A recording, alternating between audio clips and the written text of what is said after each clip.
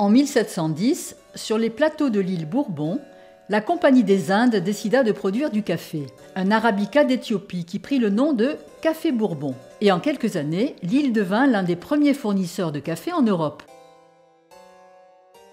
Vers 1750, une mutation de la plante entraîna une belle amélioration de la qualité. Les cerises, plus petites et plus pointues, offraient des arômes subtils. Le roi Louis XV l'appréciait particulièrement. Ce café prit alors le nom de café Bourbon pointu. Sa qualité était telle qu'il fut mentionné dans les livres d'histoire.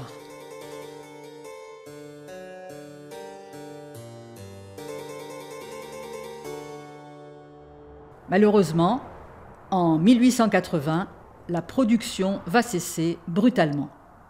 Cyclones successifs, sécheresses intenses, apparition de la rouille ralentissent la production. Mais l'élément décisif fut la perte de Saint-Domingue, qui produisait alors la canne à sucre. Cette terre française passait sous contrôle hollandais. La France ne pouvait se passer de sucre. Les champs de caféiers disparurent pour laisser place à la canne à sucre.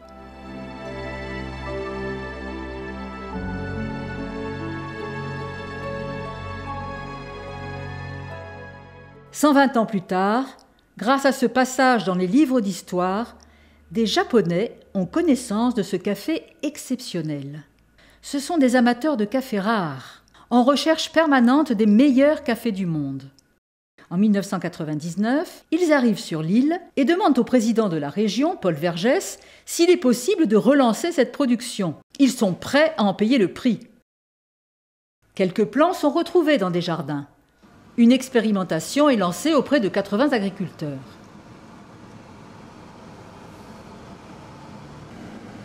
Sur la commune de Bois-de-Nèfles, Martine Sliti est l'une des pionnières de cette réimplantation. En 2005, on fait les premières récoltes de ce café. Donc, on va faire la dégustation pour voir si ce café vaut vraiment le coup d'être planté. Donc, on envoie ça pour des spécialistes dégustateurs. Donc, tout comme vous avez des spécialistes dégustateurs sur le vin, vous avez la même chose sur le café. D'accord ? Donc là, ce sont des gens qui, dans une matinée, peuvent boire 15 cafés à la suite. Pas boire, goûter. Donc, recracher. Ok ? Là, on va envoyer ça en dégustation donc pour des Japonais et les pays du monde entier. Quelques mois plus tard, donc on a les résultats. Et là, ils sont tous unanimes sur ce qu'ils retrouvent sur ce café. Pour eux, c'est un café qui est long en bouche. Un café qui n'est pas du tout agressif. Un café qui est doux. Un café très fruité. Bref, un café pour eux, zéro défaut à la tasse. Donc pour eux, c'est un café qui doit être classé dans les cafés haut de gamme, les cafés grands crus, les cafés spéciaux. Donc ce sont des cafés en général qui ont des marchés assez spéciaux. Donc ce sont des cafés en général que vous ne mettez pas trop la main dessus. D'accord ? Moi j'ai rarement bu des cafés spéciaux, à part le mien.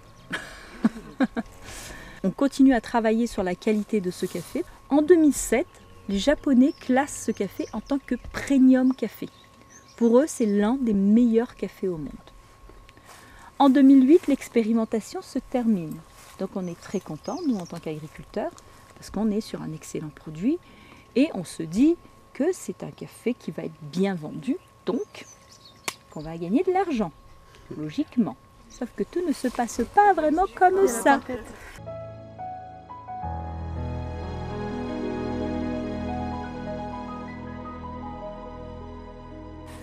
Donc la première année où on commence à cueillir, on nous paye 2 € le kilo de cerises. Il faut savoir qu'un bon cueilleur de café par jour cueille à peu près 15 kilos. Donc vous imaginez bien qu'à 2 € du kilo, 15 kilos par jour, on ne va pas payer du monde pour nous aider à cueillir. Donc on va nous l'augmenter un petit peu à 3 € du kilo. En fin d'expérimentation, donc en 2008, constatant que le prix de la cerise de café ne va pas évoluer et que on a beau demander aux techniciens est-ce qu'on va avoir une augmentation plus tard après cette expérimentation, quand on passera en coopérative, etc. Le technicien tourne un petit peu autour du pot et dit mais oui, mais vous êtes très bien payé déjà, vous vous rendez pas compte. Là, il nous sort oui, mais c'est une culture familiale, il ne faudra pas avoir une grosse production et que cette petite culture familiale, voilà. Donc culture familiale en fait veut dire qu'il faudrait que j'ai 6 gosses 10 frères et sœurs, qui viennent m'aider à cueillir le café pendant une période de 6 mois. Parce que je vous ai dit tout à l'heure qu'on commençait au mois de juin, on terminait au mois de décembre, donc 6 mois de cueillette de café. Je veux bien savoir qui, frères et sœurs, va venir m'aider, voilà quoi. Même si j'en ai 4 ou 5, voilà. En 2008, quand l'expérimentation se termine, eh ben, on n'est plus qu'une petite quarantaine d'agriculteurs à tenir bon encore. Cette petite quarantaine d'agriculteurs, on va monter la coopérative en espérant faire changer un petit peu le prix de cette cerise de café au niveau des agriculteurs. Donc là, on va batailler pendant 6 mois pour essayer d'augmenter encore cette cerise de café. Et ça ne va pas fonctionner parce que là, on nous explique qu'en créant la coopérative a des investissements à faire. Et ces investissements, évidemment, il va falloir amortir pendant 10 ans. Donc pendant 10 ans, on ne va pas pouvoir nous augmenter cette cerise de café. On est encore une bonne vingtaine à quitter le navire. Et ben, on n'est pas très nombreux à avoir gardé nos champs de café comme ça. Hein, tous ceux qui ont abandonné le projet, ils ont rasé leur champ de café et ils ont mis d'autres plantations à la place, ou de l'élevage, ou des choses comme ça. Sur tous ceux qui ont abandonné, on est peut-être 4 ou 5 à avoir encore notre plantation de café comme ça et à être indépendants de la coopérative. Il faut savoir que ces premiers cafés vont commencer à être vendus parce qu'on a cueilli tout du café, maintenant il faut le vendre ce café qu'on a cueilli.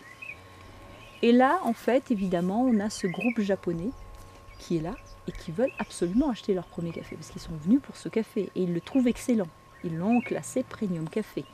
Et ensuite, ils vont décider d'un prix d'achat.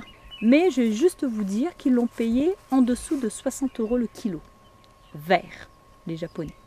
La seule chose qu'ils auront à faire dessus, ce sera la torréfaction et le packaging. Ils vont revendre ce café chez eux à quel prix? 200. Bah, ça... Plus. Hein 400. Plus. 500. 600 € le kilo. 600 € le kilo, donc vous voyez bien que l'acheter à moins de 60 € le kilo, pour le revendre à 600 € le kilo, il y avait une belle marge. Entre-temps, la coopérative le revend dans le même temps localement aux alentours de 300 € le kilo, ici sur l'île. Mais les agriculteurs sont toujours payés à 3 € du kilo cerise.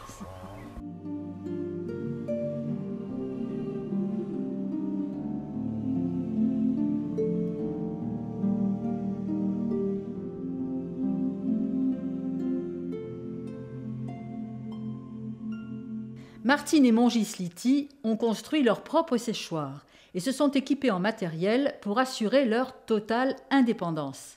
On a quitté la coopérative, on est très peu à être indépendants. C'est bien dommage parce qu'il y a vraiment beaucoup de demandes. Donc nous, depuis qu'on est indépendants en 2009, c'est là où vraiment on va pouvoir nous revendre un peu notre café et se faire connaître. Donc depuis, on fait tout nous-mêmes. Donc là, vous avez un dépulpeur à café. Donc toute la journée, on va cueillir les cafés de cerises, les cerises rouges, bien vifs. Et ensuite, on va amener ici. Et là, ici, en fait, ça va enlever la peau sur la graine de café. C'est là où va sortir les graines sans la peau. Donc là, on va laisser sécher à peu près 15 jours avant de le stocker comme ça. On va le trier. Pourquoi? Parce que là, au niveau du café parche, on a des graines qui sont cassées, qui sont abîmées, qui sont pas belles. Tout ça, on va enlever avant de le stocker. Quand on aura besoin de torréfier notre café, on va déparcher avec le blender. On met du café jusqu'ici à peu près, juste au-dessus de la lame. Là, ça va nous casser la coque. D'accord? On va donner des à-coups, on va moudre un petit peu, ça va nous casser la coque. Vous voyez, ça ne nous casse pas les graines de café. Et là, ensuite, on va avoir toute la coque qui est mélangée avec le grain de café. Donc c'est ce qu'il était en train de faire mon mari il y a 2 minutes, ventiler au sèche-cheveux. Donc là ensuite on a notre grain vert. Mais avant de le torréfier, quand on aura déparché, on va encore trier. Parce que des fois sous la parche, on ne voit pas, la graine elle peut être noire ou blanche. Là on va encore éliminer ces graines-là. On va garder que vraiment les graines vertes jolies. À la main? Et ça, ce sont des choses qui se font à la main. D'accord? À l'œil, à la main. On essaie de faire du café de qualité, d'accord? Donc on a énormément de tri dessus. Et un dégustateur, il va vous dire, rien qu'en dégustant la tasse, vous avez eu du café dedans qui a été mal trié, ou du café qui a fermenté, ou du café qui a mal séché. ou du café qui a mal été récolté. Tout ça en goûtant une tasse de café. Voilà. Ok.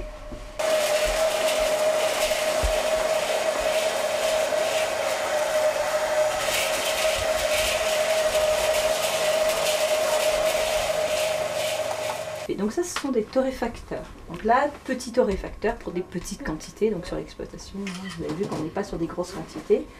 Et là, on torréfie vraiment à la demande des clients, etc. On ne torréfie pas tout notre café d'un coup, on le stocke. On le torréfie au fur et à mesure. Donc hier, on a fait une torréfaction spécialement pour vous. Mais nous, on va vérifier, grâce à cette burette, on va prendre un petit échantillon de café et on va vérifier la couleur. Quand la couleur du café nous convient, on va arrêter la torréfaction. Et là, évidemment, l'arôme. Ah ouais. Vous n'aurez pas l'arôme à la caméra. Ouais. Donc depuis peu de temps, là, cette année, il y a à peine 2 mois, on a des Taïwanais qui nous en achètent en verre.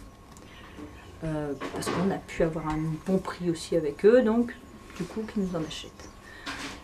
Et là, en ce moment, ça se débloque comme ça. On a aussi une demande de Suisse et une demande de Belge. Et évidemment, je le revends beaucoup plus cher que revendre la coopérative. Donc là, le petit paquet, Combien de il grammes? fait 100 grammes et je le revends à 35 €. Donc nous, ici, on est à 350 € le kilo de café torréfié, packagé, etc. Évidemment, après, c'est ou en grain ou moulu, selon ce que vous avez comme machine. Voilà. Donc maintenant, vous allez passer à la dégustation. Aujourd'hui, la plantation de Martine et Mongisliti est l'une des plus prospères de la Réunion. Elle produit entre 2 et 3 tonnes de cerises de café sur 1 hectare. La qualité est telle que sa réputation est devenue internationale. De grands restaurants parisiens, dont celui d'Anne-Sophie Pic, 3 étoiles Michelin, Thierry Marx, 2 étoiles, et d'autres grands noms, font appel à ses produits. Souhaitons à Martine et Mongy de continuer longtemps cette belle aventure.